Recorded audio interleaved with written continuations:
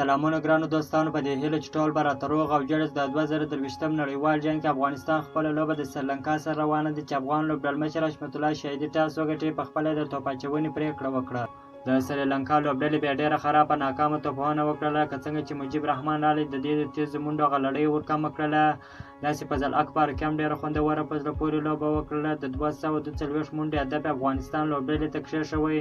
د افغانستان بالرانو بیا ډېره خوندوره په زړه پورې توپ اچونه وکړه. په ځل اکبر کې په 10 اورونو کې 40 منډې ورکړلې، 4 لوبغاړي وسوځول او دا رقم مجیب رحمان بیا په 10 اورونو کې 38 منډې ورکړه، 2 لوبغاړي وسوځول. راشد خان، ارمان، عظمت الله او مرزي بیا یو لوبغاړي وسوځوي. افغانستان کرکټ ملي لوبډلې لپاره 242 منډې هدف کښېښوه. ستاسو په نظر دغه هدف افغان بیټسمینان به پوره کړي که بیا نه کړي پوره؟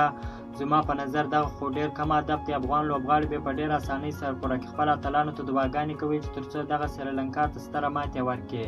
او بل د افغانستان کرکټ ملي لوبډلې ځلانده ستوری راشد خان نن د افغانستان لپاره خپله سلمه نړیواله ورځنۍ لوبه وکړه. راشد خان څلورم لوبغاړی شو چې د افغانستان لپاره یې سلمه لوبه وکړله. که مو چیرې دغه ویډیو خوښ شوې ده په چینل کې نوی یاست نو حتما موږ چینل هم در سره سبسکرایب کړئ. تر بلې ویډیو پورې د الله په امان.